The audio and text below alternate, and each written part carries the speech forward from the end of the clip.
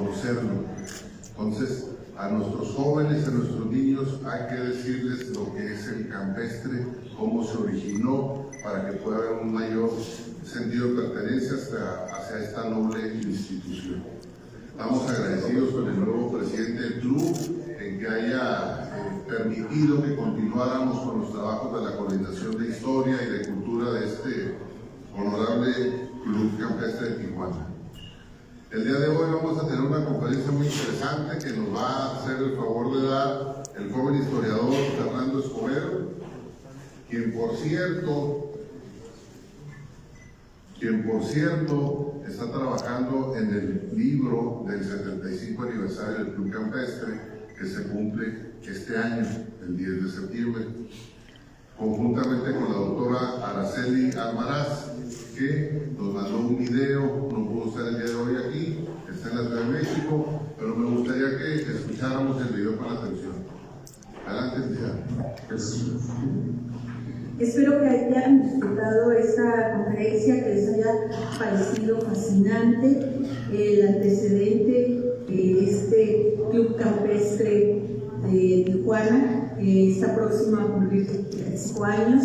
Estamos en una colaboración que pretende generar un libro de colección, que pretende un archivo visual para tener la memoria de los antecedentes, de los distintos momentos que marcaron esta gran institución, y les invitamos a que colaboren con sus fotos, con sus anécdotas, con su memoria, para seguir haciendo este Club Campestre de Tijuana la gran institución que es. Muchísimas gracias.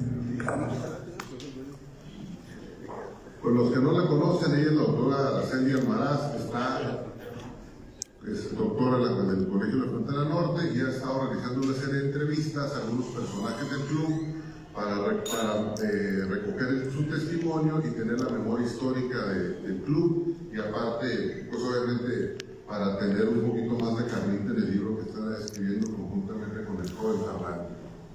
¿Quién es Fernando Escobedo? Fernando Escobedo es un joven historiador que nació en la Ciudad de México, pero que se vino a Tijuana a los 2 años. Es un tijuanense por adopción. Es licenciado en Historia por la Universidad Autónoma de Baja California, Campus Tijuana, donde egresó en el 2010.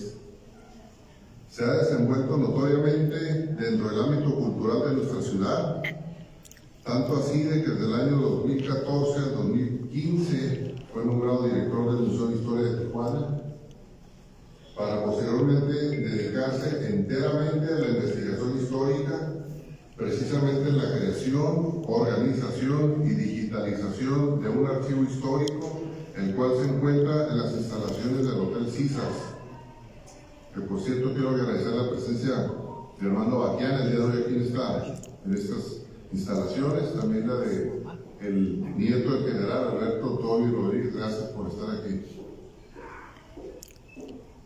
Recientemente esta actividad derivó en la fundación de la Asociación Civil Ensamble Musical Encore, en la cual funge como secretario. Esta organización cuenta con un departamento de investigación y difusión histórica, del cual el licenciado Escobedo es el historiador encargado. Desde el año 2019 hasta la fecha ha trabajado como asesor histórico para la serie llamada Avenida Revolución, misma que en este momento se encuentra bajo la dirección y producción de la cineasta Marilyn Chambers, y que será transmitida vía plataforma virtual en el corto plazo. Por último, en este año 2023 comenzó los trabajos para la redacción de un libro dedicado a la historia del Club Social y Deportivo Campestre, en colaboración con la doctora Araceli Almaraz. Entonces, no me resta más que dar las gracias a todos ustedes por venir esta tarde a escuchar los antecedentes del centro, del complejo turístico más importante del mundo en su época. El complejo turístico Aguacaliente fue la inspiración de Las Vegas, pero pues el que le va a platicar todos los detalles es aquí Fernando. Bienvenido, Fernando.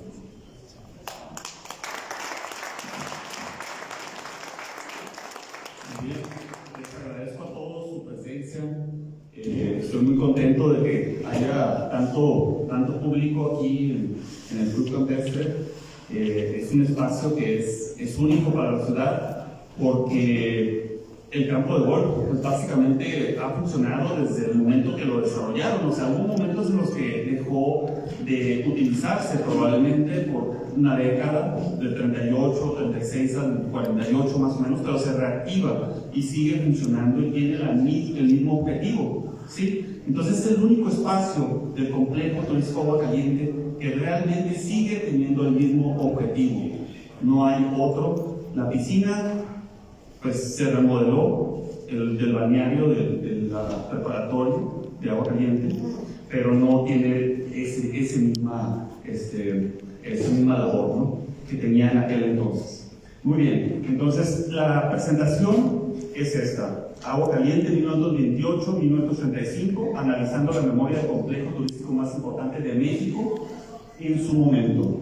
¿Por qué estamos hablando de la cuestión del turismo? Porque en México, porque simplemente aquí, siendo frontera y con el nacimiento de la industria de la automotriz y de la industria de los aviones y de la industria de diferentes otros medios de transporte que llegaban aquí, era mucho más fácil que las masas, las grandes cantidades de gente se movieran, sobre todo de los Estados Unidos hacia la frontera, hacia Tijuana o hacia Ciudad Juárez.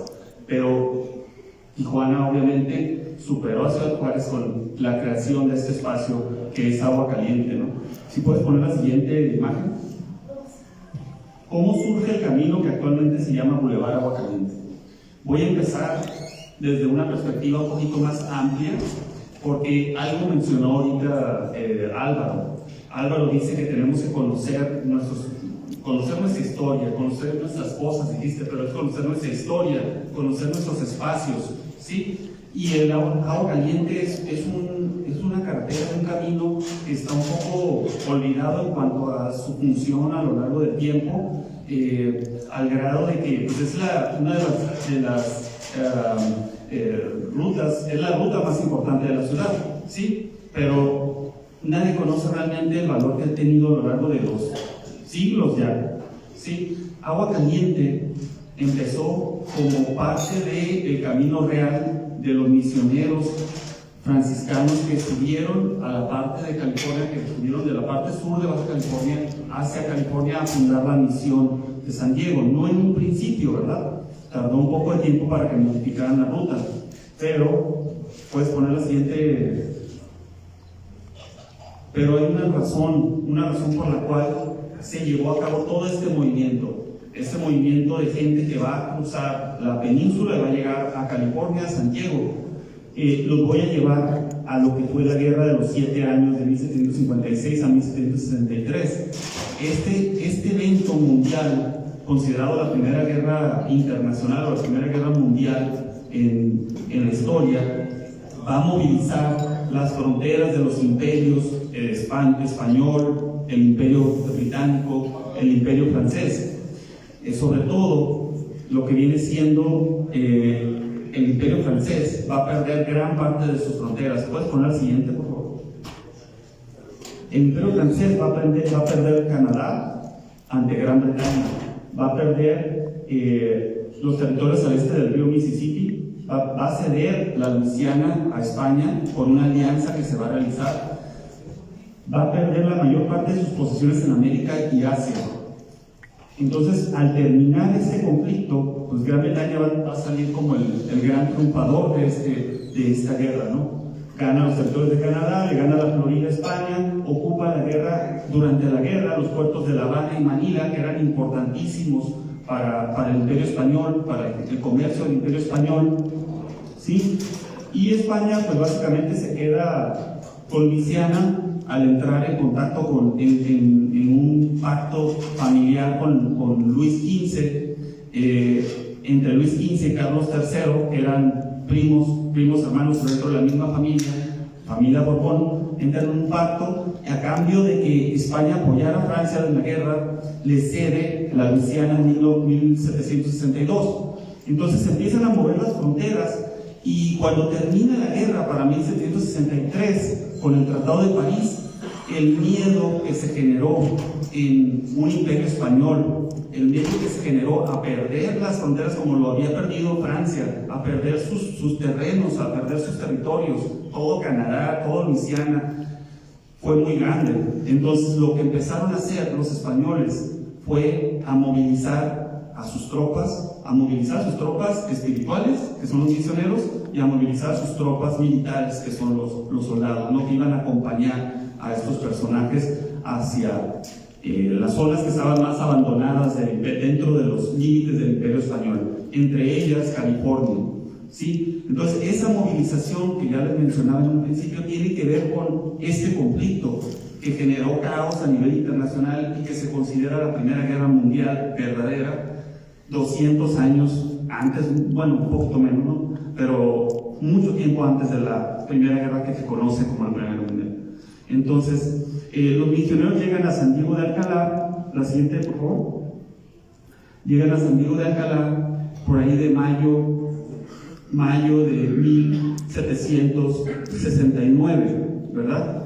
Y trazan una ruta para llegar a abarcar desde San Fernando de Licatá, en el centro de la península, hacia California, brincándose todo lo que se conoce actualmente como el estado de Baja California. Entonces se lo brincan y llegan hasta San Diego. Ahí fundan la misión, el padre Junípero Serra, ¿sí? Y traza un camino que va a ser el que van a ver ustedes del lado izquierdo, pegado a la costa, allá en esa época, ¿no? En 1769 en adelante. Ese camino va a durar hasta 1786, cuando se va a modificar la ruta hacia el centro de la península y va a abarcar lo que vienen siendo los valles, el Valle de la Grulla, el Valle de Las Palmas, el Valle de Guadalupe y luego el Valle de Tijuana. ¿Sí? ¿Para qué hicieron este cambio de ruta? Para evitar el conflicto que podía existir o que ya existía con los indígenas de la zona de la bahía de Ensenada. ¿Sí? Se brincan esa zona porque eran grupos indígenas nativos locales muy agresivos en contra del proceso de evangelización de los misioneros, ¿verdad? Entonces se pasan por el otro lado, hacia Valle de las Palmas, bajan del Valle de las Palmas hacia lo que actualmente conocemos como el Boulevard Díaz Ordaz, que se conecta con el Boulevard Agua Caliente, ¿no? Entonces ese camino de Agua Caliente que llega hasta el centro, posteriormente entraba hacia el Callejón Z, y luego del Callejón Z, que es la primera calle que existe o ha existido en la historia de la ciudad, sí, cruzaba hacia California. En aquel entonces pues no había fronteras, era la ruta simplemente que los misioneros decidieron escoger, todavía no había frontera, y pues así trazaron su camino, ¿no? 1786 es la fecha en la que el Boulevard Agua Caliente, o lo que fue el Boulevard Agua Caliente, surgió. ¿Por qué? Porque pues, los indígenas pudieron haber utilizado muchos otros caminos, pero una ruta trazada con una finalidad con esa finalidad de mover caballos, de mover mercancías, de mover todo tipo de productos, no existía. O sea, las aguas termales sí estaban ahí, pero los indígenas las utilizaban, pero no la ruta. Esa ruta específica que conocemos actualmente todavía está funcionando, pues, y desde 1786 se establece, ¿no? La siguiente, por favor. Eso es lo que les mencionaba, ¿no? Los conflictos con los indígenas locales para que se fundara, con la razón por la cual se van a mover hacia ese otro camino que va a decantar en el actual Boulevard Agua Caliente. Todo esto les estoy hablando por el concepto de agua caliente, ¿no? En 1735 en San Diego hubo una rebelión indígena, ¿no? Quemaron la misión, una de las primeras, creo que la segunda misión, porque ya habían hecho una previa, la queman, los indígenas, muere un fraile franciscano y otras personas también, soldados y gente estuvo en peligro de morir, ¿no? En 1781 en el río Colorado, los indígenas de aquella zona también atacaron a los misioneros, murieron frailes, murieron soldados y gente que estaba ubicada en los alrededores de las misiones, de las dos misiones que se encontraban en los laterales de ese río, ¿no? Río Colorado. Entonces toda esta presión generó que los españoles o la gente que estaba ubicada en la zona buscara esos otros caminos y que esos caminos permanecieran a lo largo de los años y los años y los años hasta lo que actualmente tenemos enfrente aquí del Club Campestre. Y en aquel entonces, en los años 20, en la década de los 20, lo teníamos enfrente y fue pavimentado precisamente en esos años para el complejo turístico Agua Caliente. ¿Okay? Esta es la siguiente fotografía. Aparece la familia Argüello a partir del año de 1781.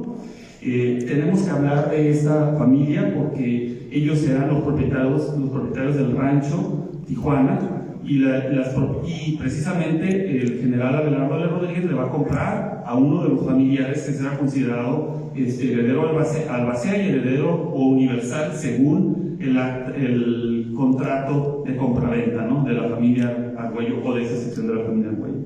Tenemos a José Darío Argüello, que fue el que llega en 1781 y funda la población, el pueblo de Los Ángeles, sí, en ese mismo año.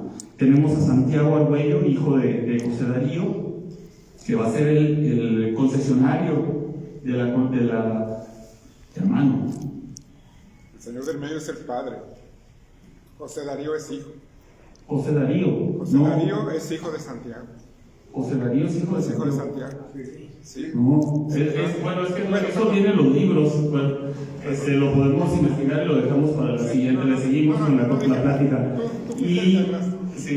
Y la señora María del Pilar Ortega de Argüello, esposa de Santiago Argüello, ¿verdad? Son los fundadores de esta familia, básicamente.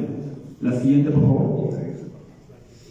Viene el tiempo de la familia Argüello para llegar a lo que viene siendo la compra del terreno del complejo turístico Agua Caliente.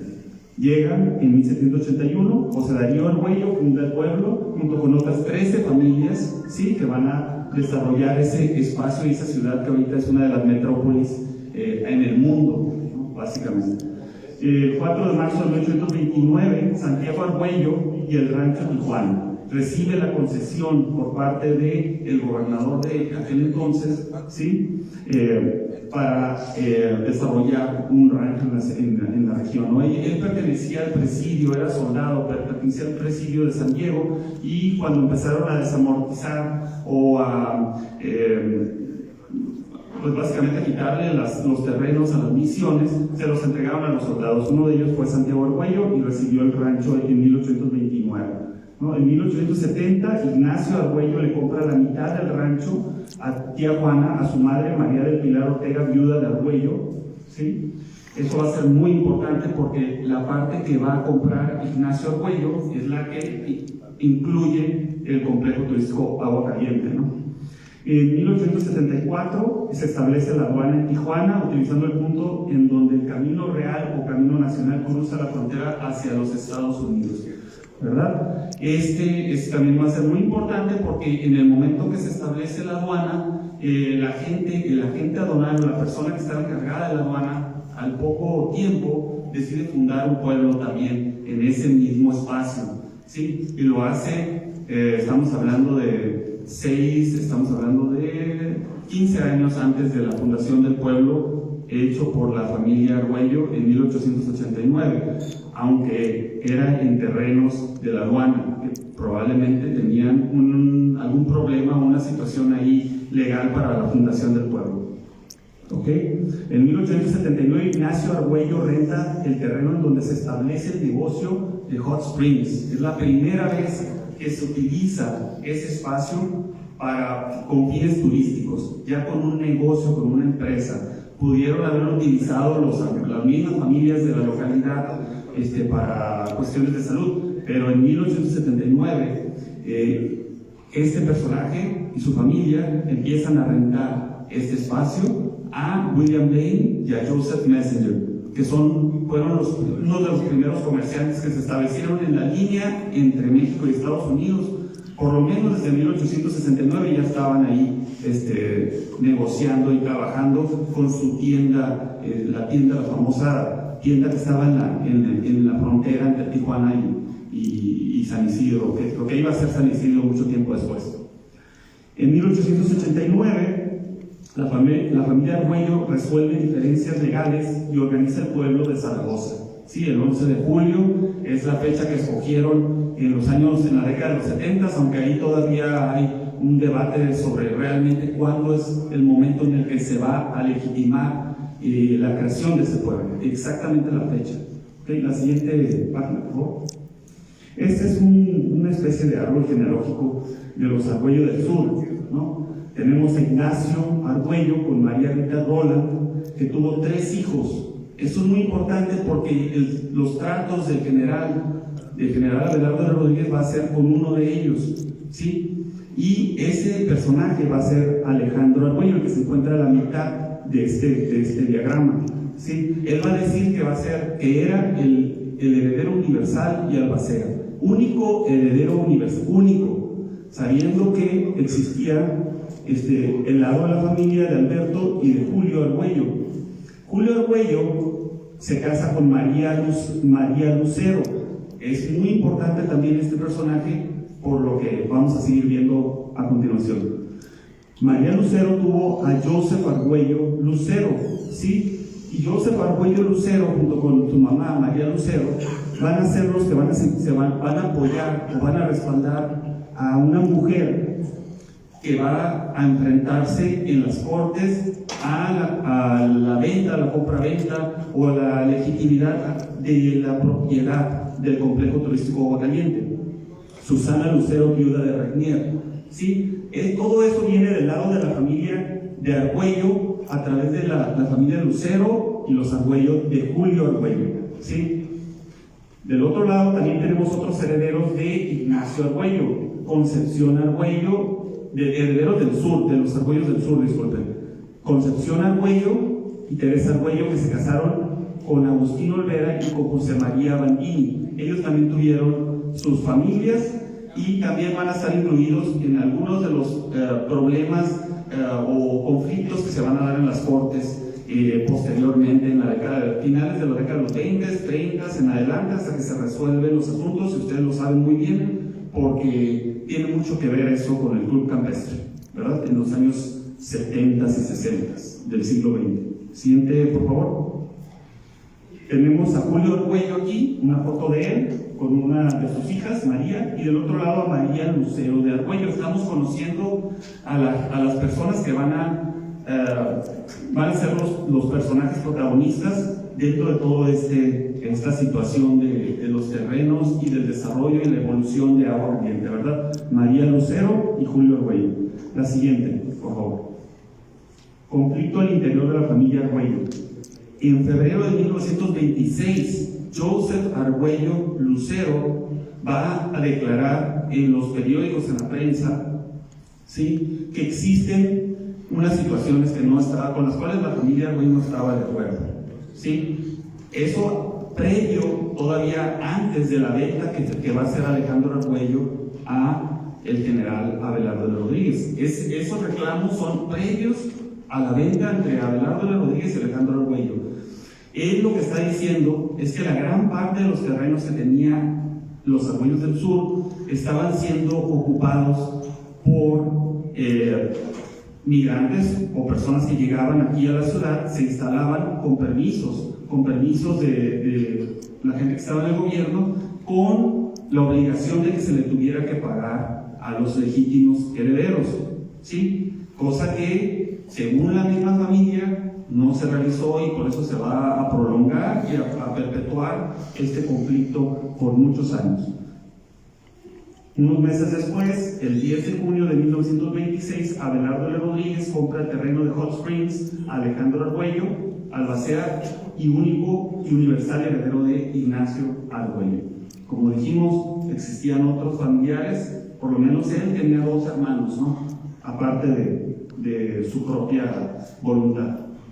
El 15 de diciembre de 1928, los descendientes de Ignacio Argüello, es decir, los de Julio, los de Alejandro y Alberto, junto con la familia Olvera y la familia Bandini, que se habían casado con 2 hermanas Argüello, llegan a un acuerdo y sobre las ventas que se habían hecho dentro de la misma familia sin el permiso de los demás.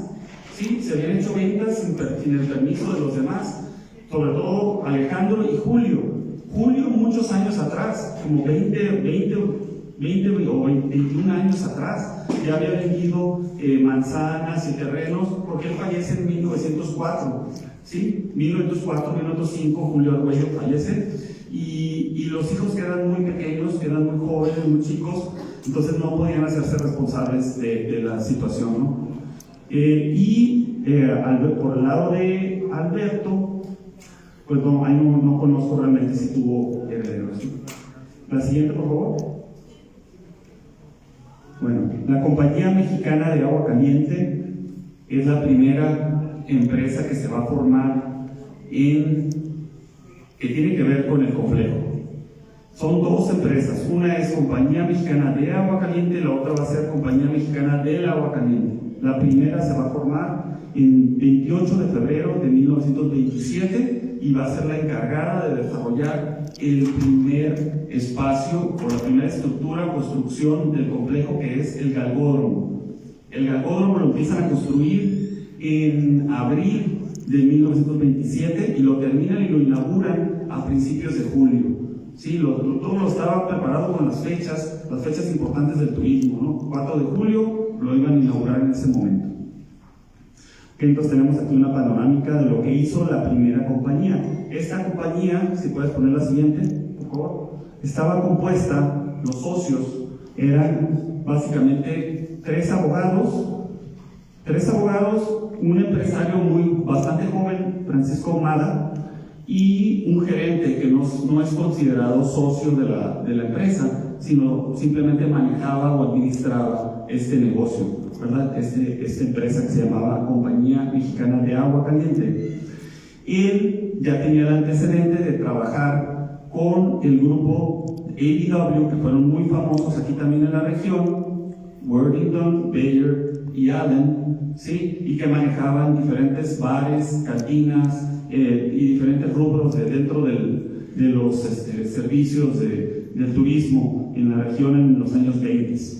Entonces, Bowman ya había sido gerente de ABW y de una empresa que se llamó Inversiones de Guerrero, que se formó a principios de los 20 y que fue la que recibió por primera ocasión, por lo menos en la década de los 20, la concesión para llevar a cabo la jugada o los juegos de azar en Tijuana.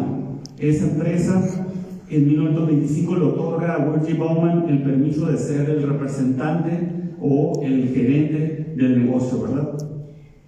Es bajo el periodo de la primera empresa que se pavimenta el bulevar rumbo a Agua Caliente a un costo de $60,000.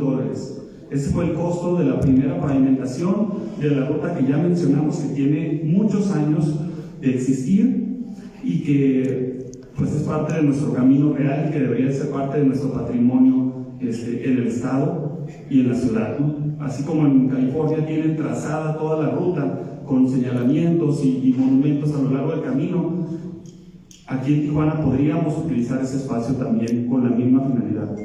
La siguiente, por favor.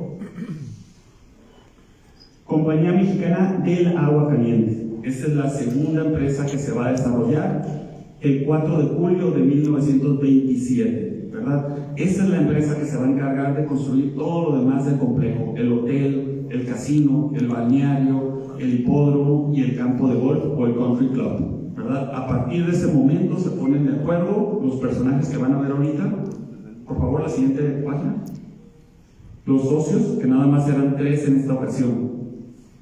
Algo que se me había olvidado de la empresa anterior.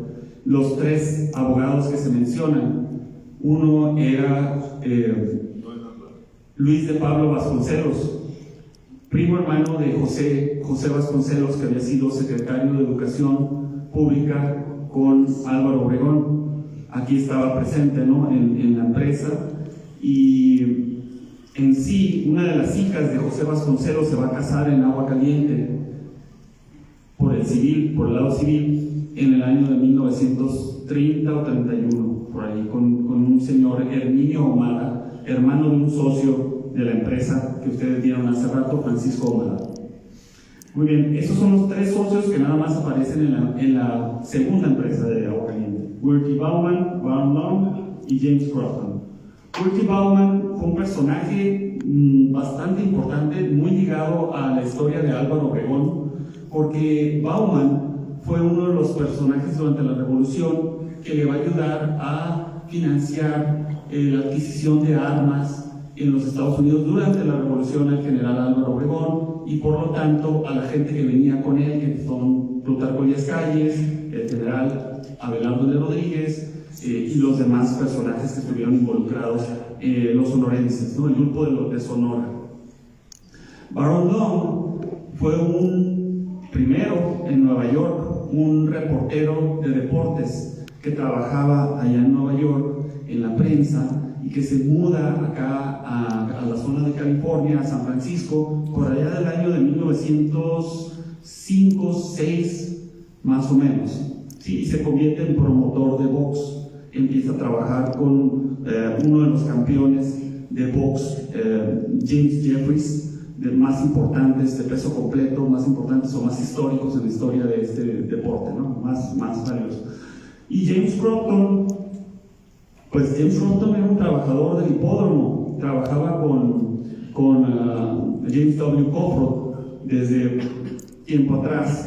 Era un barker, empezó como barker, se metió a trabajar en la sección de publicidad del hipódromo de Tijuana, y ahí empezó a subir, escalar poco a poco y a obtener puestos importantes dentro de la estructura, al grado de que ya cuando se forma la empresa Agua Caliente ya es uno de los socios importantes.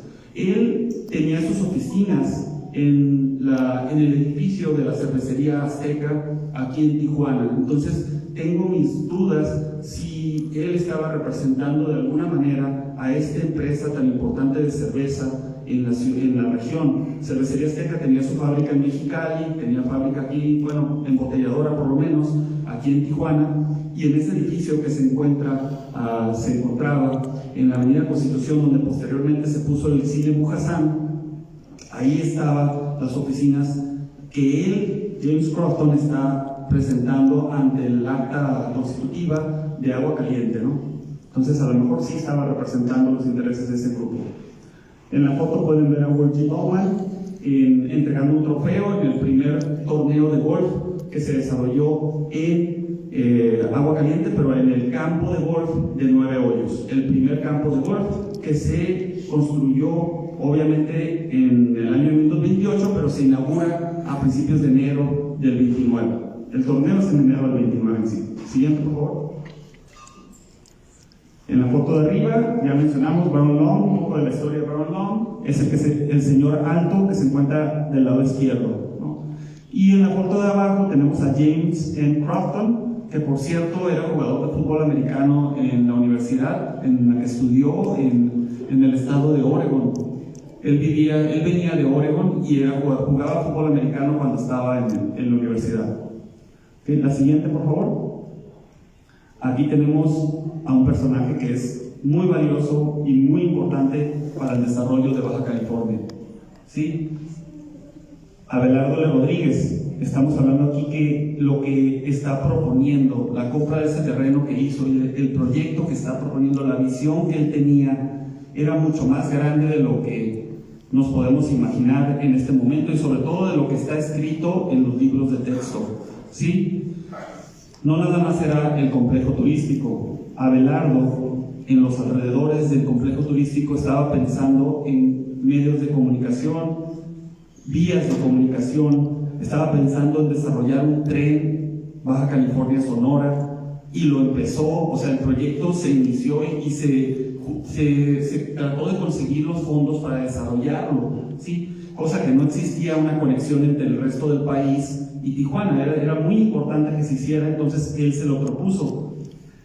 La fábrica de aviones y el aeropuerto, ¿sí? Se hizo un aeropuerto en Mexicali, se hizo un aeropuerto o una pista de aterrizaje a un costado del complejo turístico Agua Caliente, y se hizo una fábrica de aviones también, ¿verdad? La presa Abelardo de Rodríguez también, que era muy importante. En caso de que hubiera inversión se necesita agua. En caso de que llegaran los empresarios y empezaran a desarrollar la zona alrededor de Agua Caliente con todas estas nuevas propuestas que se estaban manejando a partir del año de 1927, se necesitaba agua y para eso se ocupaba la presa Abelardo de Rodríguez.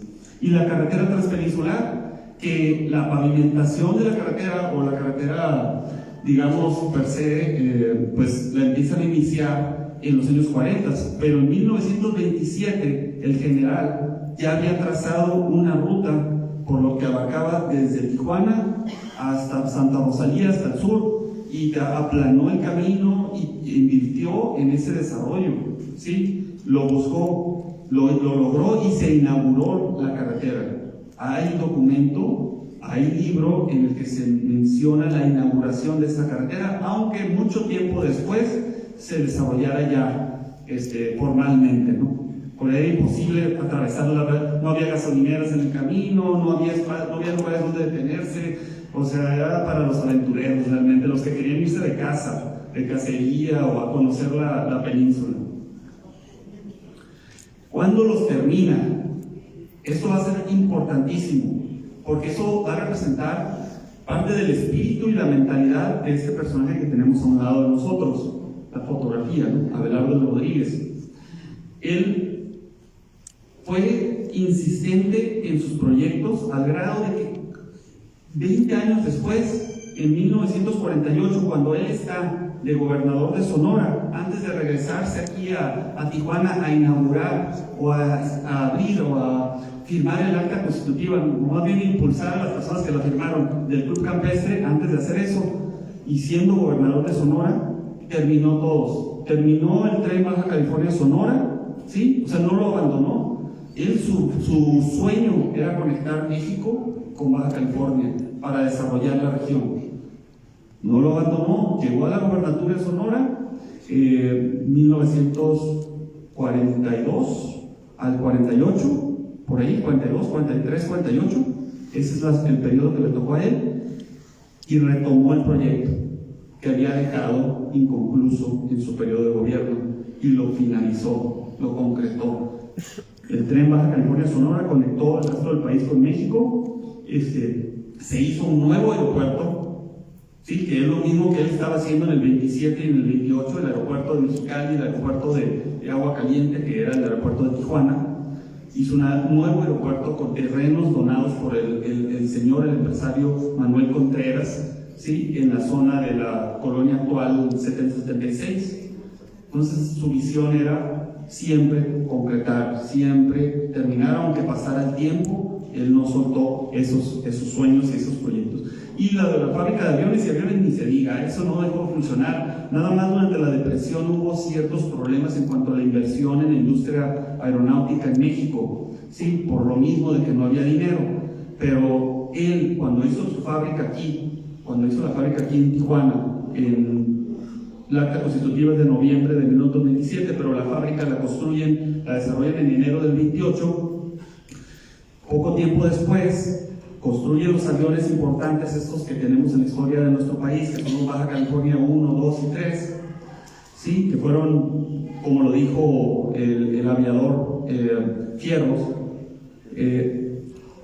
los años heroicos de la aviación mexicana, los años heroicos, porque los aviones se caían, o sea, eran pruebas tras prueba tras prueba de tratar de levantar la industria que no existía, y por eso todos se cayeron en diferentes momentos, ¿no? O algunos lograron sus objetivos de cruzar o atravesar hasta el Centroamérica, el Baja California 2 hasta el Centroamérica, y llegar a Cuba, y luego regresar y cumplir todo su primer viaje, ¿no? Pero posteriormente ya se cayó. Era normal, la tecnología del momento así era, ¿no? La que sigue, por favor. Ahora, en ese mismo momento, los moví de 20 años, del 28 al 48, ¿verdad? El tiempo que logró concretar sus proyectos. Regresémonos al 28, 27. Abelardo de Rodríguez viaja a Chicago, Nueva York y Washington. Entonces, ¿cómo intentó él lograr alcanzar esas metas? ¿Qué hizo? Lo que ningún otro gobernador no he observado ningún otro gobernador de ese periodo de tiempo que haga ese tipo de movimientos como gobernador, de viajar a Nueva York para hablar con el hombre más importante del Partido Demócrata de Nueva York en la misma ciudad de Nueva York, el señor Norman E. Mack en aquel entonces. Aquí tenemos al señor Norman E. Mack del lado izquierdo, es la persona de mayor edad, está con Franklin Delano Roosevelt, con Alfred Smith, que fue gobernador de Nueva York, ¿sí? Entonces Abelardo va a visitar en septiembre de 1927 a este personaje, Committee Man de Nueva York. ¿Cuál es la razón? Ahorita vamos a ir viéndolo. Sí, la persona que lo lleva es este abogado que tiene a un costado que se llama John W. Clifton. John W. Clifton tiene un historial impactante en cuanto a los proyectos en los que estuvo involucrado, ¿no? Durante la Primera Guerra Mundial, por ejemplo, él era el que representaba al imperio alemán o al gobierno alemán en los Estados Unidos. O sea, tenía unos alcances en cuanto internacionales muy, muy grandes. Él representaba eso. Entonces, lo del telegrama Zimmerman, que algunos de ustedes a lo mejor ya han escuchado, él estuvo involucrado en ese caso y con el tiempo estuvo involucrado en otros. Pertenecía al Partido Demócrata desde 1908-7.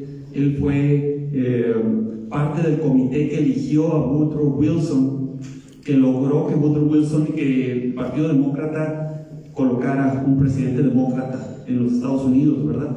Él formaba parte de ese comité desde aquel entonces, por eso le tenían confianza para hacer ese tipo de trabajos internacionales, ¿sí?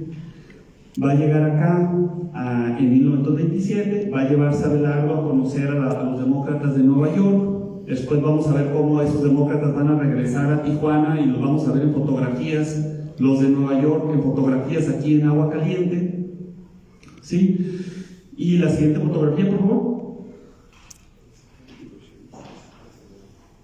Y el siguiente viaje, el segundo viaje fue a Nueva York, el tercer viaje fue a Washington. Ahorita nos vamos al primero. A Washington fue a hablar con el secretario, ni más ni menos que con el secretario de Estado de los Estados Unidos. Hay evidencias de que estuvo presente, la prensa lo entrevista cuando está a punto de entrar con el secretario de Estado, Frank P. Kellogg, ¿sí? ¿Por qué está en esa situación Abelardo? ¿Qué es lo que está haciendo allá? En ese momento existía un embargo de aviones y de armamento hacia México por parte de Estados Unidos, no se había resuelto, pero se estaba tratando de resolver precisamente en ese momento, y el enviado por parte del gobierno de México para tratar de resolverlo, adivinen quién fue, Abelardo, la persona que estaba al frente y que estuvo al frente por bastante tiempo de la industria, del impulsar la industria aeronáutica en ese momento. ¿Es el tratado de Bucareli? No, eso es lo de Bucareli es años antes, esto ya es mucho tiempo después, pero tiene algo que ver con acuerdos muy importantes entre México y Estados Unidos. La moneda de cambio que va a otorgar México a cambio de que se resolviera la cuestión del embargo de los aviones y de la participación de Estados Unidos para conseguir este logro, va a ser el petróleo, va a ser un cambio en ciertas leyes dentro del petróleo, que es lo que más le molestaba a los empresarios petroleros y sobre todo al gobierno de Estados Unidos. En México con la ley Calles, que se instala en 1925, finales del 25 o 26, y que prohíbe ciertas cuestiones ahí con el petróleo para los empresarios, ¿no? Sobre todo la retroactividad de reconocimiento de sus derechos previos y posteriores a la Constitución de 1917, ¿verdad? Entonces la moneda de cambio va a ser: te damos los aviones, haces tu fábrica, te damos la gente que te va a entrenar a todos tus aviadores y te va a ayudar a desarrollar. ¿Y en dónde lo hicieron? En Tijuana, ¿ok? Y ustedes, por favor, ayúdenos a resolver nuestros problemas con los petroleros. Entonces, lo que va a pasar aquí es que van a mandar a México a este personaje que está al lado izquierdo de Calles, de Plutarco Elías Calles, que es Dwight W. Morrow, que fue embajador en México a partir de ese septiembre de 1927 y que era el especialista en cuestiones legales, en leyes, creación del reglamento de aviación de los Estados Unidos. Él es al que el presidente de Estados Unidos le encargó un comité para analizar la evolución de la industria aeronáutica en Estados Unidos. Eso es algo que me tocó identificar a mí, descubrir a mí, y ya sabemos qué es lo que está haciendo acá. Es parte de la jugada, este intercambio entre petróleo y aviones, ¿verdad? Siguiente foto, por favor. Ahora, ¿cómo se va a resolver todo? Con un viaje muy conocido, muy famoso, que a lo mejor la mayoría de nosotros diría, no, pues nada más fue un viaje, nada más vino, hizo su traslado. Charles Lindbergh, considerado un héroe en aquella época, una de las figuras más reconocidas y más importantes a nivel internacional en ese año, ¿sí? Viene en su viaje de buena voluntad a Ciudad de México, ¿verdad? Él llega a Ciudad de México hasta la fecha 14 de diciembre, el 14 de diciembre del 27, ¿verdad? Y ese va a ser el acto simbólico para terminar el embargo de aviones. Cuando Abelardo viaja a Ciudad de México a ver a Charles Lindbergh, lo que va a lograr o lo que va a conseguir ahí es, ok, ya hiciste tu servicio al país, a la nación, ayudaste a resolver esta situación, este problema.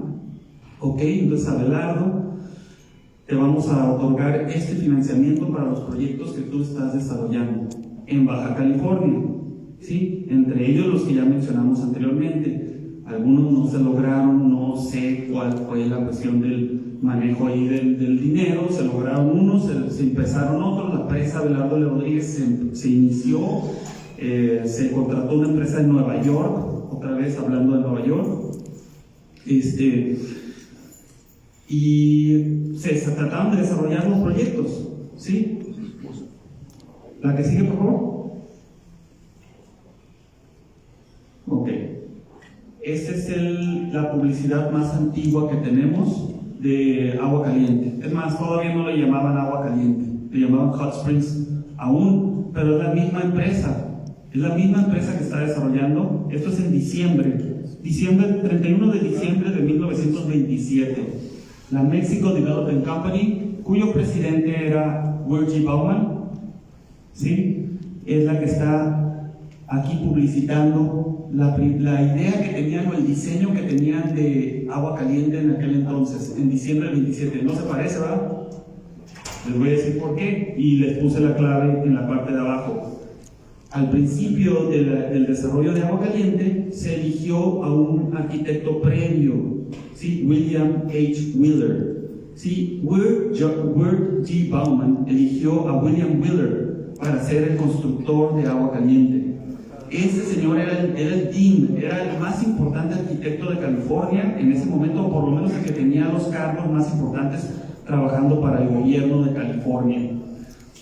Ahora, ¿qué va a pasar? Es que se va a enfermar Wirt G. Bauman, va a retirarse a Arizona, la ciudad de donde él es, y va a dejar a Baron Long al frente de la construcción y el desarrollo del complejo. Y Baron Long lo que va a hacer es, sabes que ya no te necesitamos, William H. Wheeler, voy a contratar a este joven que se llama Wayne McAllister, que trabaja como arquitecto en la firma de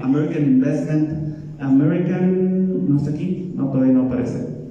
American Building and Investment Company. Ya no te necesitamos a ti, vamos a contratar al joven ahora. Entonces, con todas las credenciales que tenía William H. Wheeler y todos los desarrollos que había generado en California, pues no le alcanzaron. Lo hacen a un lado y entra el joven. A ver, la próxima, por favor. Aquí lo que vamos a encontrar, bueno, antes de que hablemos de lo de McAllister, sí, American Building and Investment Company. La esposa de McAllister, Corinne McAllister, trabajaba para William H. Wheeler. Entonces, yo no sé, quedan muchas dudas, ¿no? Era la diseñadora, la que dibujaba para William H. Wheeler. Entonces, pues, tenía acceso a mucha información. Yo no puedo aclarar nada con eso, pero trabajaba con William H. Wheeler y después le dan el contrato a Wayne McAllister, ¿verdad? Estas son algunas de las empresas que van a hacer agua caliente. Worcester Construction Company, que fue la que inició el concepto de misional californiano en California, en los Estados Unidos. Ellos desarrollaron el edificio California de la feria de 1915. Ellos fueron los que desarrollaron junto con Peabody, Goodbody, ¿cómo se llama? El arquitecto que hizo el edificio, contrató a esta empresa para que le ayudara a desarrollarla, ¿no? Entonces, ellos van a ser los encargados de hacer el hotel, el casino, los bungalows y el hipódromo, con el arquitecto McAllister y con el respaldo también de Fernando Rodríguez, que era uno de los contratistas de la empresa, ¿no? del negocio para desarrollarse. G.F. Campbell Building Company va a ser el spa o el balneario. Louis G. Sherman hizo los diseños de interiores. Frederick A. Bolt hizo los jardines. Bolt trabajó para los jardines de la feria de 1915 de San Diego. Sí, él estuvo involucrado en desarrollar los jardines de esa feria, entonces no era una persona con poca experiencia, ¿no? Tenía su recorrido también. Balboa. En el Balboa, sí. En el Balboa, Parque Balboa. Y Sherman trabajaba en el San Diego, lo contrató Baron Lowe en el Grand Hotel de San Diego, US Grand, en el US Grand de San Diego. Él trabajaba ahí en diseños de interiores. También lo tenía en el Sunset Inn en Tijuana, porque también era propiedad de Baron Lowe, y de ahí se lo trae Baron Lowe a Agua Caliente, ¿verdad? Y el último, Anthony Kingsbergen, no voy a mencionar todos, pero estos son algunos de los sobresalientes. Era el muralista que hizo esas pinturas increíbles de origen danés, pinturas increíbles que se hicieron en los techos de Agua Caliente. Él trabajaba con Alexander Pantages en toda la cadena de teatros que hacía Alexander Pantages en la zona de Estados Unidos y sur de Canadá. Siguiente, por favor. Urgy Bauman recibe concesión de juegos de azar el 9 de enero de 1928. Esto es muy importante para el club campestre. 9 de enero de 1928. En un principio, desde enero del 28, eran los deportes. Obviamente, los juegos de azar, las apuestas en los deportes, no se desarrollaron todos, pero se empezó como un club de recreación y deportes el 9 de enero de 1928. Y es cuando reciben esa concesión, la reciben previa el permiso de jugada, lo reciben. Previamente había estado en manos de Inversiones de Guerrero o Grupo AEW que ya les mencioné, pero a partir de ese momento el concesionario o el que tenía el permiso ya era Urgy Bauman. ¿Ok?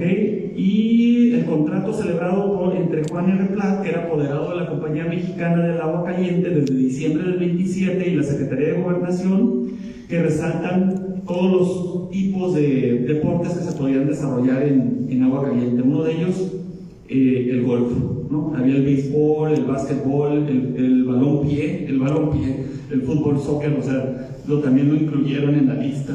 La natación, el tiro al blanco, muchos deportes, ¿no? Que tenían en ese contrato que recibió Juan R. Platt como apoderado en febrero de 1928, un mes después de la primera concesión. Siguiente, por favor. Aquí tenemos a Juan R. Platt a un costado de Álvaro Obregón. Juan R. Platt es el que se encuentra al lado derecho con su sombrero, ¿verdad? Es el apoderado de Agua Caliente. Y en aquel entonces era tesorero de los ferrocarriles nacionales de México. La siguiente, por favor. Acá tenemos otro personaje que también va a ser muy importante para la publicidad, para atraer a los empresarios, para atraer a inversionistas a Agua Caliente. Santiago Berreachi. A ustedes lo pueden haber escuchado en otra ocasión porque él fue el creador de Posa Films. Sí, que era la que hacía todas las películas de Cantinflas. Era la persona que estaba detrás. Es más, fue el que descubrió a Cantinflas en las carpas, Santiago Berreachi. Y Santiago Berreachi estaba aquí en Agua Caliente viendo a esos artistas de Hollywood de los años 20, viendo a Chaplin, alimentándose de esa magia y de esa creatividad que tenían sus artistas. ¿sí? Que a lo mejor le va a ayudar posteriormente para identificar un gran actor como lo fue Cantinflas, un gran comediante más bien. ¿Ok? Santiago Berreachi era el encargado del Departamento de Comercio Exterior del Gobierno del Distrito Norte con Abelardo L. Rodríguez. Eso desde principios de 1928, enero, febrero, marzo. Él ya tenía el encargo de traer inversión aquí a Baja California. Lo puso al frente a Abelardo L. Rodríguez, ¿verdad? Previamente fue attaché comercial de México en el Consulado de Nueva York.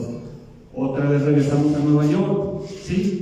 Pues eso lo van a seguir viendo. La relación con Nueva York de Agua Caliente es muy fuerte. Todos los cargos importantes del hipódromo, el encargado de relaciones públicas de Agua Caliente venía de Nueva York. Es más, había sido el gerente por cerca de 20 años o 19 años de Madison Square Garden, Harry Pollock. Harry Pollock fue el gerente de Madison Square Garden, la catedral del box y de los deportes en Nueva York, de 1906 a 1921 más o menos, 22, y aquí lo tenemos dirigiendo las relaciones públicas de Agua Caliente, ¿no? Algunos años después. Los testigos del matrimonio de Santiago Berreachi, que no está de más contarlo, con María Almada, gracias, con María Almada, fueron Juan R. Platt, precisamente apoderador de Agua Caliente. Se casó en 1925, 3 años antes de que existiera la presencia de Berreachi aquí en Tijuana, y José Vasconcelos. No sé si se acuerdan que el primo hermano de José Vasconcelos está vinculado también con la empresa de Agua Caliente, ¿no? Luis de Pablo Vasconcelos. Hemos encontrado su participación en la promoción de Agua Caliente al menos desde febrero del 28. La primera publicidad que se hizo de Agua Caliente en una revista fue en la San Diego Magazine en febrero del 1928 y le hicieron todo un apartado a las fotos, al complejo turístico, a todo lo que se estaba desarrollando en Agua Caliente, y el encargado de hacer eso fue Santiago Berreachi, ¿no? La siguiente fotografía. Ahora nada más pon anterior para que reconozcan al personaje. Santiago Berreachi es el último del lado izquierdo. Sí, está acompañado del cónsul en San Francisco, Alejandro Lubert, que también va a tener mucho que ver con Agua Caliente, ¿sí? Y con el gobernador Young de California en el centro, con el gobernador Tapia, José María Tapia, de Baja California, parte del grupo sonorense también, y con el cónsul de México en Los Ángeles, A.F. Pesqueira, otro sonorense. La siguiente, por favor. Aquí tenemos una foto increíble. A mí se me hizo increíble cuando me la encontré. Es el general Abelardo L. Rodríguez, el 26 de marzo de 1928, en plena guerra cristera, tomándose una foto en Helix Mountain, en Mount Helix, en San Diego, ¿sí? En los terrenos de su amigo Ed Fletcher, su amigo que le va a ayudar a desarrollar o a tener ideas para generar la presa Abelardo L. Rodríguez, porque a eso se dedicaba Ed Fletcher, a desarrollar presas en el sur de California y en la zona de San Diego. Y ahí está tomándose su foto en la cruz cristiana, en la cruz cristiana, ¿verdad? Muy interesante por todo lo que se dice de los sonorenses en esa época, pues de que eran comunistas, o algunos lo señalan de eso, pero esto parece ser que no incluye a Abelardo. La siguiente foto, por favor. Acá tenemos un detallito nada más de otro personaje que viene desde Nueva York a visitar los progresos de Agua Caliente. En abril de 1928, 26 de abril, el cónsul de México en Nueva York, medio hermano de Plutarco Elías Calles, llega a Tijuana y le hacen un recibimiento en Agua Caliente sin que todavía se inaugure el negocio. Todavía no había habido una inauguración. La inauguración fue hasta el 23 de junio y lo reciben ahí y se traen, no sé por qué, pero se traen a los de las motocicletas, de los policías de las motocicletas de Ciudad de México. Se los trajeron a hacer shows ahí en Agua Caliente para entretener el evento, ¿no? Entonces eso es lo que dice la nota del periódico. Él es Arturo M. Elías, que posteriormente lo vamos a ver, fue gobernador también de Baja California por muy poquito tiempo. La que sigue, por favor. Inauguración de Aguascalientes el 23 de junio de 1928, como les acabo de mencionar. Aquí tenemos una fotografía y una publicidad de el San Diego Union Tribune, o San Diego Union en aquel entonces, ¿sí? Donde menciona pues, algunos de los amenidades que ofrece este espacio, ¿no? La siguiente, por favor. ¿Y qué pasa después? Un mes después, o menos de un mes después, muere el general Álvaro Obregón, el 17 de julio de 1928. Todo este proyecto de la presa, todo este proyecto estaba de agua caliente, de los aviones, todo estaba conectado entre las gentes que estaban hasta en la parte alta de la política mexicana. La muerte de Álvaro Obregón va a generar un vacío, un hueco que va a provocar a muchos personajes, ¿verdad?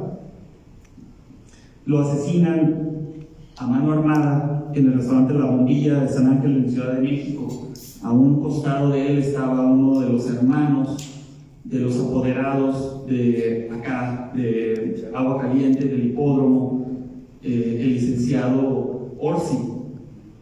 Bueno, el apoderado era el licenciado Orsi. El hermano estaba ahí presente, no me acuerdo si era político nada más.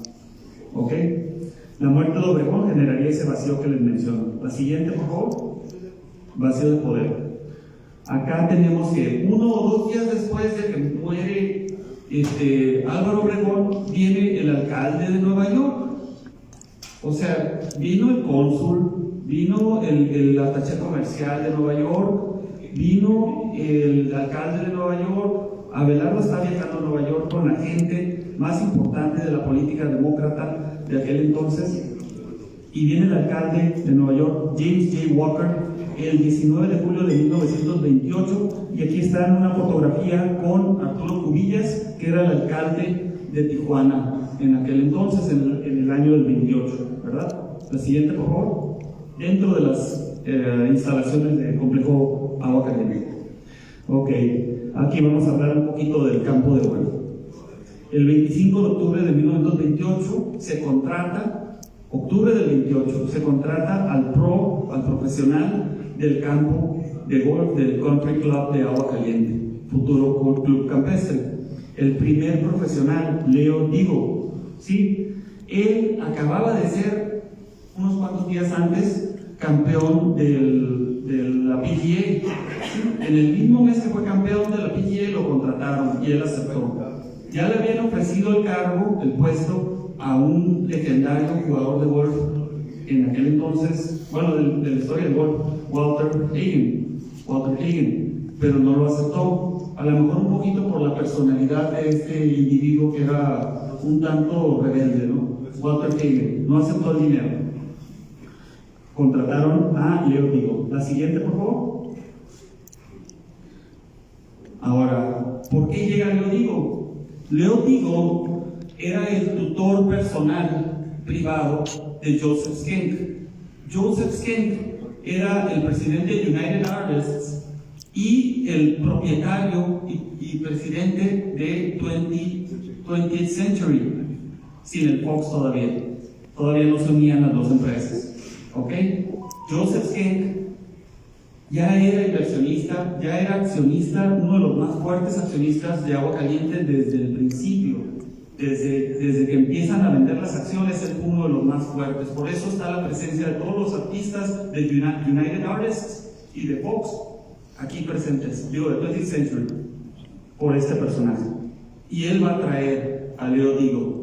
Y Leo Digo va a desarrollar el campo de golf junto con el arquitecto diseñador del campo de golf, William P. Bell.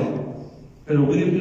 Bell no lo puede hacer solo. Tiene que recibir indicaciones del profesional, ¿no? De cómo va a estar organizado, qué tantas dificultades va a tener el campo. ¿Ok?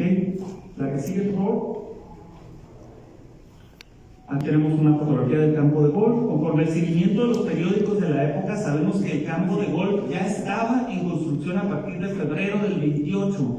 ¿Por qué? Porque Byron Long sale a decir a los periódicos en ese mes que el campo de 18 hoyos ya está en proceso, ya se está desarrollando, o sea que están aplanando la tierra o están escarbando para poder desarrollar todo lo que va a ser el futuro campo de golf desde ese entonces. Y no les dije la publicidad que vi, la que les puse del Mexico Development Company, que se ve un edificio que no parecía agua caliente. Ahí mencionan el campo de golf, Golf Links, dice. Entonces desde diciembre del 27 ya estaba concebido el proyecto con un campo de golf.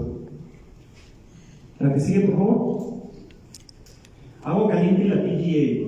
¿Qué fue Agua Caliente para la gira de los torneos de golf? El torneo de golf, la gira aquí del sur de California, muy importante, porque el premio que iba a otorgar Agua Caliente iba a levantar a la gira del sur de California, a todos los torneos que se estaban desarrollando en Los Ángeles, en los alrededores.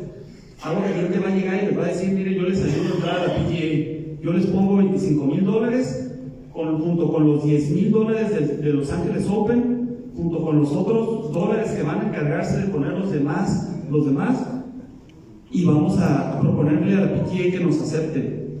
¿Y qué creen? Pues sí, los aceptaron. Entonces Agua Caliente tuvo mucho que ver para que ingresara a esa élite del golf el sur de California.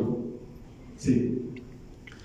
Los principales torneos, bueno, ya lo mencioné, $35,000 entre los dos, Agua Caliente y Los Ángeles Open, ¿verdad? Y los organizadores de la gira que van a apoyar el desarrollo del primer torneo profesional de golf en el campo de golf de Agua Caliente, los que van a promocionarlo van a ser los Ángeles Junior Chamber of Commerce.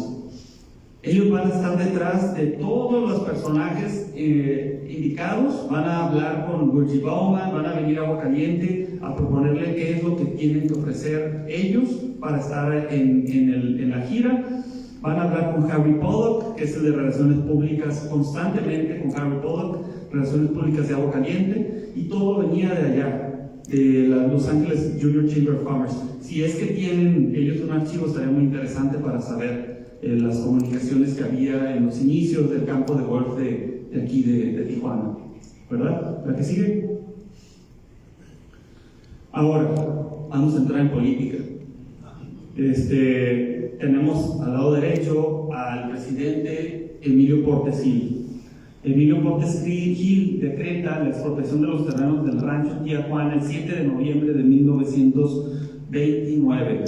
Y por ahí, hablando con mi querida doctora Araceli Almaraz, encontró que pues Emilio Portes Gil era un abogado y era una persona muy astuta como abogado, y realmente no hizo la expropiación. O sea, hubo algunas modificaciones a las palabras, utilizó cierta estratagema para hacer creer que se expropiaron los terrenos. Por eso le pudieron dar la vuelta, dar el giro muy poco tiempo después a la disque expropiación de los terrenos del rancho Tijuana en 1932, si no me equivoco, en mayo. Esto debido a una serie de demandas que los herederos de Ignacio Arroyo realizaban en las cortes, ya que el gobierno permitía el asentamiento de particulares en sus terrenos mientras fuesen remunerados los legítimos propietarios, es decir, los Arroyo. Eso ya se los había comentado, ¿verdad?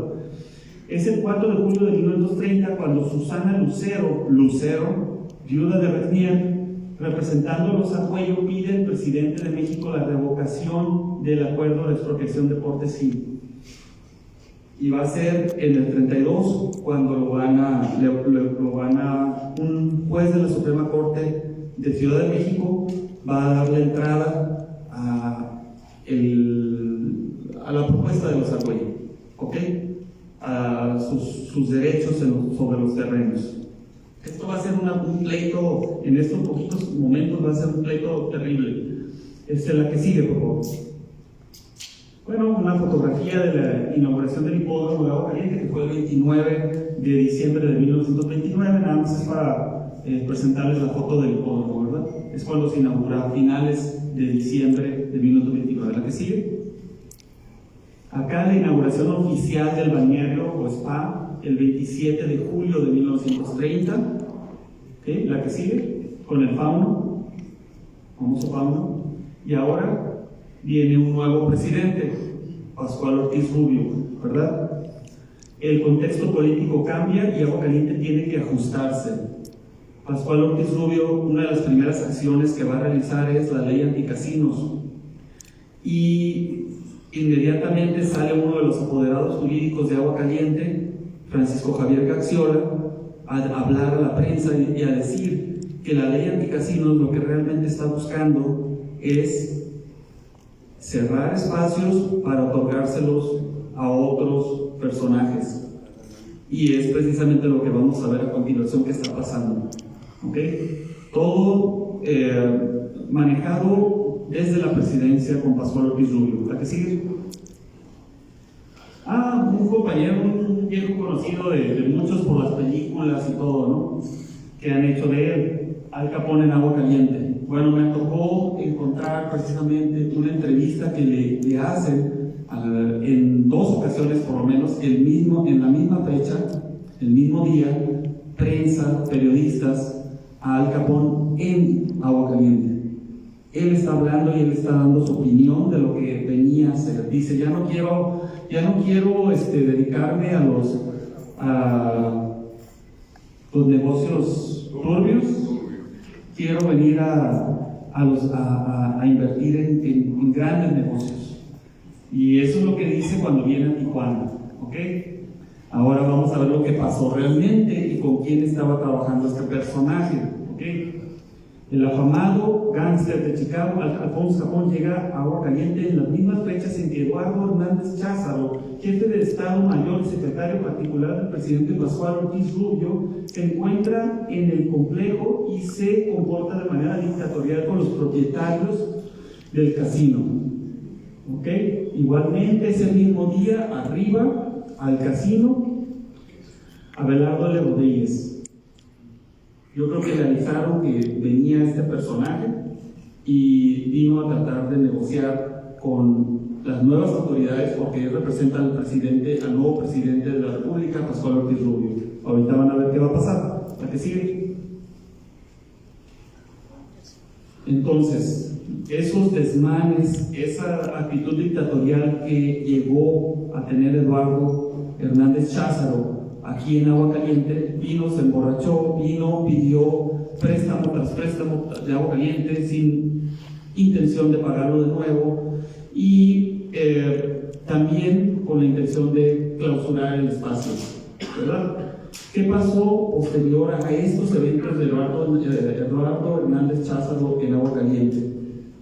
Hubo una reunión que jamás he visto en ningún libro, en ninguna publicación que me tocó encontrar en Agua Caliente de estos personajes: Plutarco Elías Calles, Emilio Cortesí, presidente del Partido Nacional Revolucionario, o sea, lo que era el partido del poder, ¿no? Como si fuera el PRI en otra época.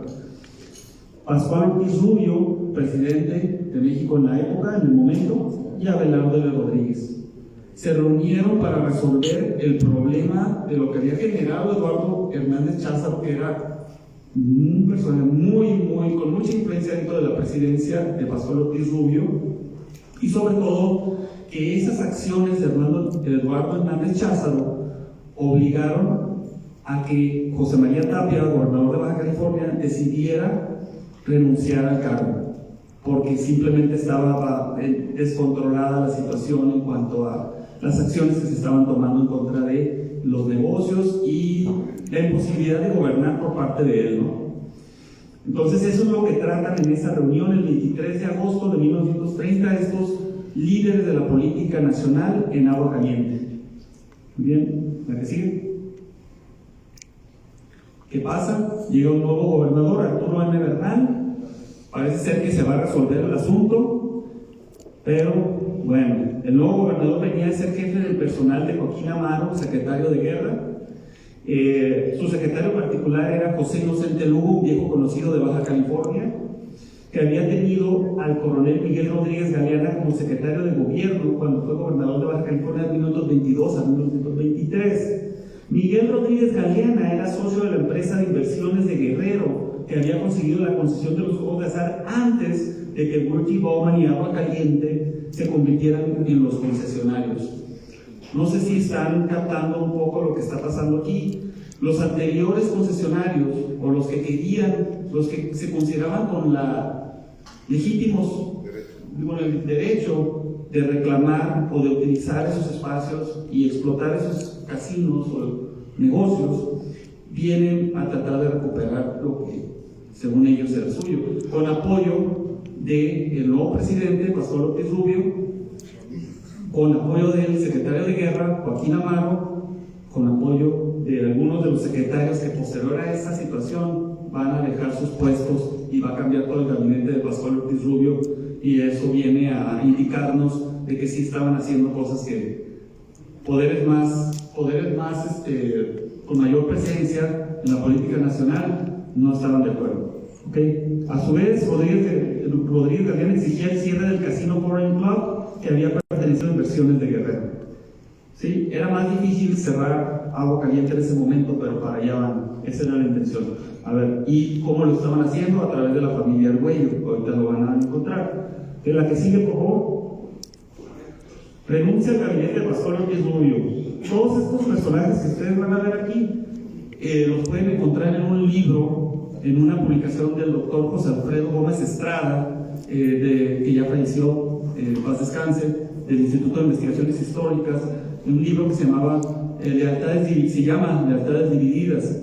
Estos personajes, él los encuentra ubicados dentro del grupo de influencia de Pascual Ortiz Rubio y las decisiones nuevas que se están tratando de tomar en ese momento, ¿verdad? Entonces, si quieren seguir esa lectura, pues pueden leer ese libro de Lealtades Divididas de José Alfredo Gómez Estrada. Juan Andro Almazán, secretario de Comunicaciones, Emilio Cortés Gil, que ya lo mencionamos antes, Eduardo Hernández Cházaro, regente de la Ciudad de México por 48 horas. Cuando lo eligen como regente de la Ciudad de México, pues levantan, muchos se oponen y lo obligan a renunciar, ¿verdad? Carlos Riva Palacio, como secretario de Gobernación, también renunció. Vuelven a abrir inmediatamente, cuando renuncian todos estos personajes, vuelven a abrir el Foreign Club después de la renuncia del gabinete. La que sigue, por favor. Ahora, ¿qué estaba haciendo Pascual Ortiz Rubio si quería, según esto, cerrar los casinos y tenía una ley anticasinos, ¿no? A nivel nacional?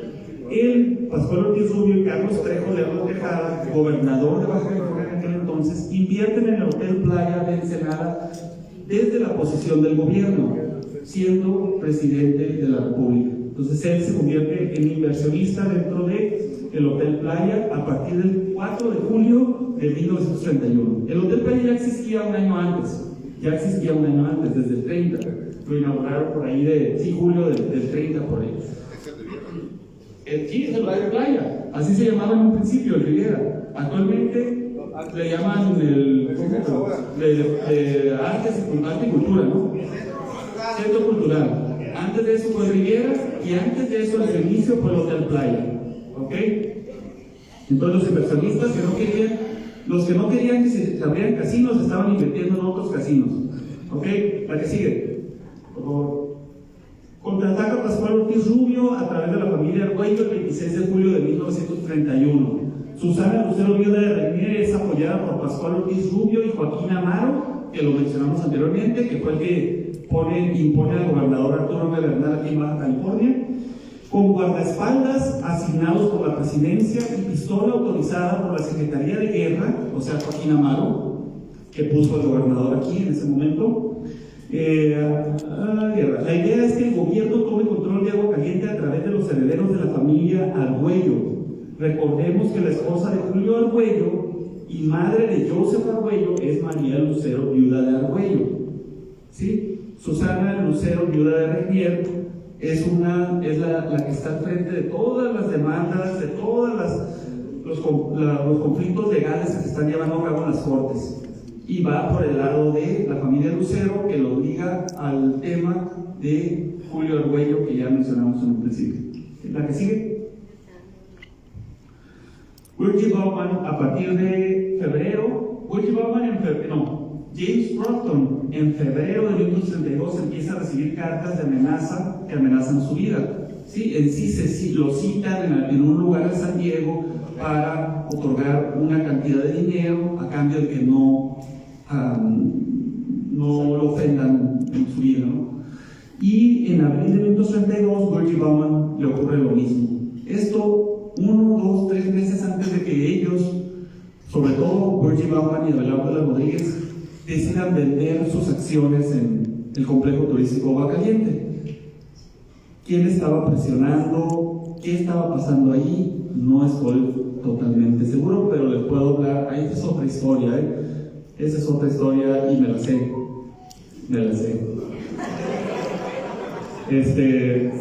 Bueno, pero no vamos a hablar de eso ahorita. La que sigue, por favor. Joseph Kent y Baron Long compran las acciones de Abelardo L. Rodríguez y de Virgil Bauman a partir de mayo de 1932, un mes después de que Virgil Bauman recibió esas amenazas, y en el mismo mes en el que Virgil Bauman le otorgan la posibilidad de trabajar como committeeman nacional del Partido Demócrata por el estado de Arizona.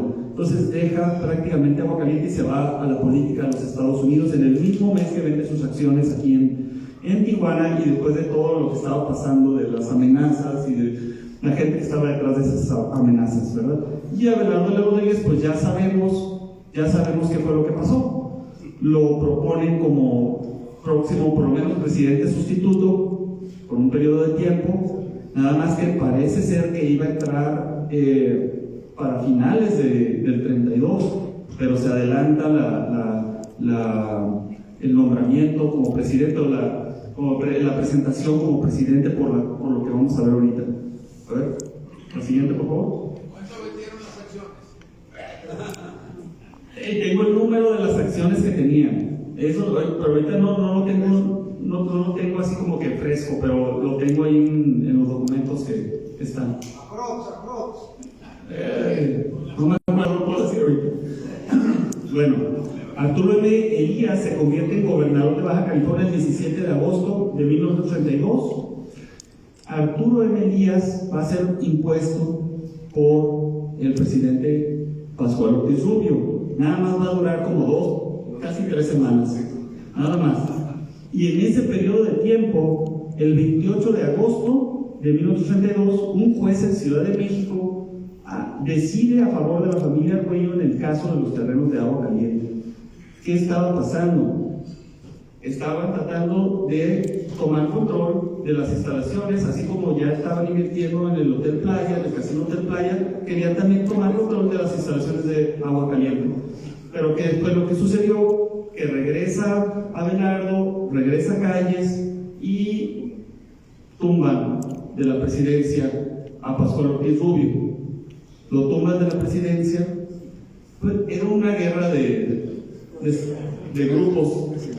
Era una guerra de intereses, muchos intereses del sur estaban respaldando a Pascual Ortiz Rubio y muchos intereses del norte, y sobre todo Estados Unidos, estaban respaldando a pues, la gente que tenía a Abelardo L. Rodríguez aquí, ¿verdad? La que sigue, por favor. Ese mismo 2 de septiembre de 1932, Abelardo L. Rodríguez es nombrado presidente de México. Entonces se adelanta el nombramiento y la presentación como presidente por todo lo que estaba ocurriendo. Ya estaban tomando decisiones muy arriesgadas el grupo contrario, y fueron más fuertes porque en esta batalla de la política, en esta guerra de la política, pues diría Maquiavelo que todo se vale, ¿no? Y ganó el grupo que estaba en ese momento, en ese periodo, en ese año más bien, gana el grupo de los sonorenses de Calles, de Plutarco Elías Calles, de Abelardo L. Rodríguez, de Juan R. Plat, entre otros, ¿no? La que sigue. Esta es una foto muy bonita que me regalaron. Es Lázaro Cárdenas en su campaña presidencial aquí en Tijuana, junto con Plutarco Elías Calles, que está en el centro con los brazos cruzados. Lázaro Cárdenas está a su lado derecho. Agustino Lachea, gobernador de Baja California en ese momento, está al lado derecho de Lázaro Cárdenas.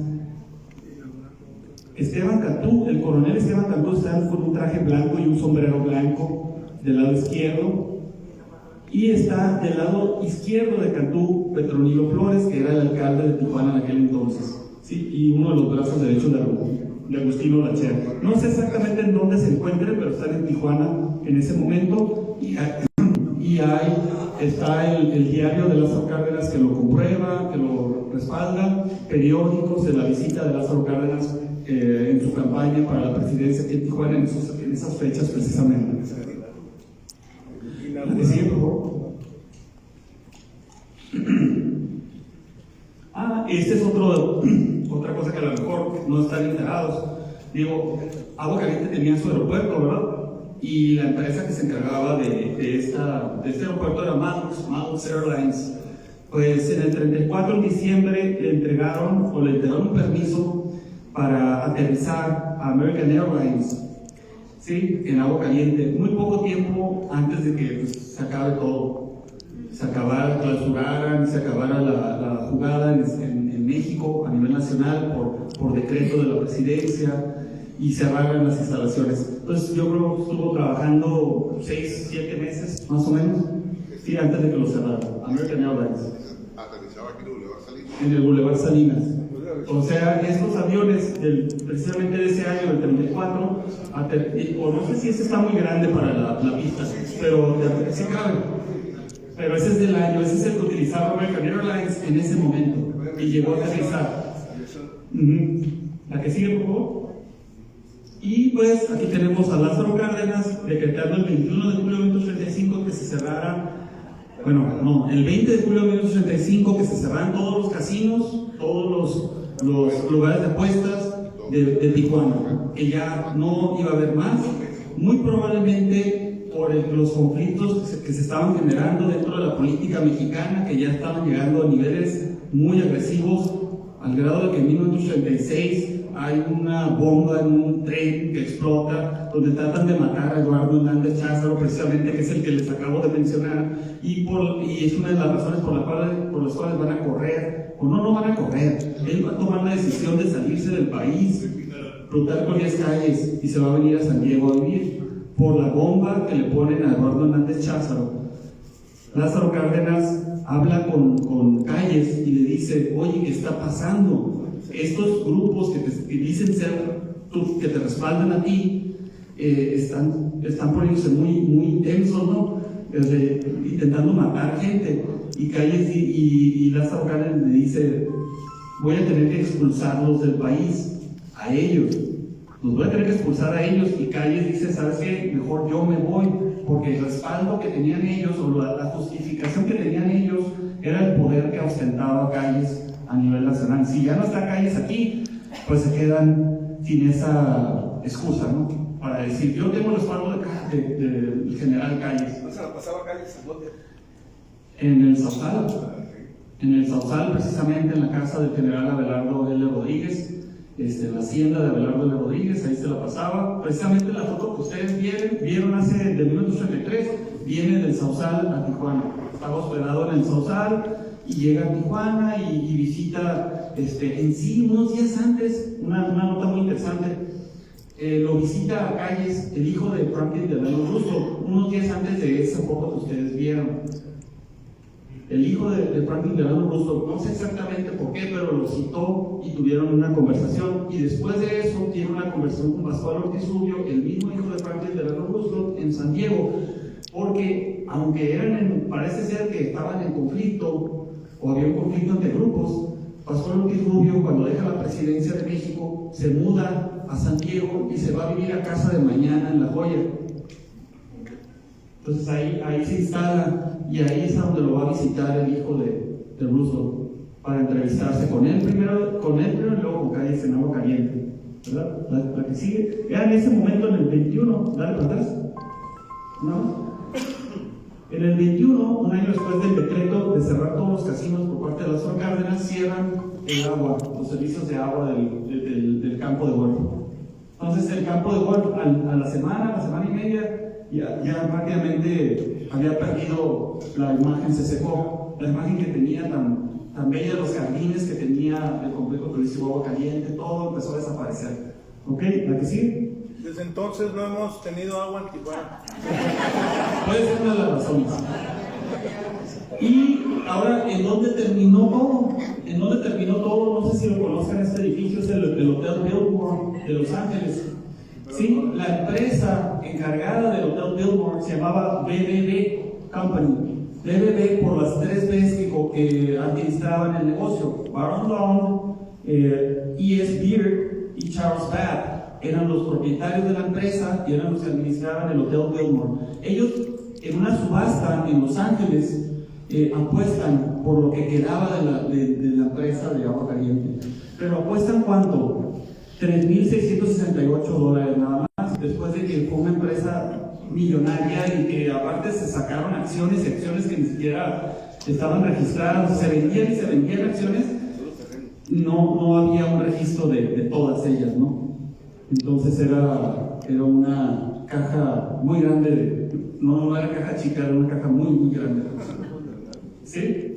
Ese Baron Long era pariente del otro Long que fue. Él era de aquí, es el que inició Agua Caliente. Él compra el Biltmore en 1932, 32 o 33, no me acuerdo. Pero no, pensaba que eran 2 personas diferentes, pero es la misma. El que está aquí en Tijuana desde 1916, ¿sí? El que firma en el 16 el acuerdo, el contrato, el trato con Coffroth, con James W. Coffroth, en el San Francisco en 1916 para desarrollar un hipódromo en Tijuana. 1915, disculpen, en el 16 se abre el hipódromo. Baron Long ahí estaba, y en Agua Caliente Baron Long hizo una copia idéntica del bar de San Francisco en el Salón de Oro de Agua Caliente, porque ahí es donde empezó todo, cuando ellos se reunieron para imaginarse el futuro de lo que venía con el hipódromo de Tijuana, ¿no? Para firmar el hipódromo de Tijuana. Entonces se lo llevan con ellos, el bar a Agua Caliente, y al fin Agua Caliente termina en este edificio porque la empresa que compra las últimas acciones o lo que quedaba de Agua Caliente pues eran los mismos dueños de ahí. Ahí se acaba y ahí se limpia todo. Ese es el final del complejo turístico Agua Caliente. Pero no del Campestre, claro, pues el Campestre siguió. Y el espacio, precisamente estamos escribiendo ahorita el libro, como dijo Álvaro, con la doctora Araceli Almaraz, sobre la historia del Campestre. Entonces esperemos que todo resulte bien y pues espero que les haya gustado la presentación y que la hayan disfrutado. De esta manera termina y concluye. ¿Qué les pareció? Excelente. Qué bueno, qué bueno. ¿Tienen algún comentario?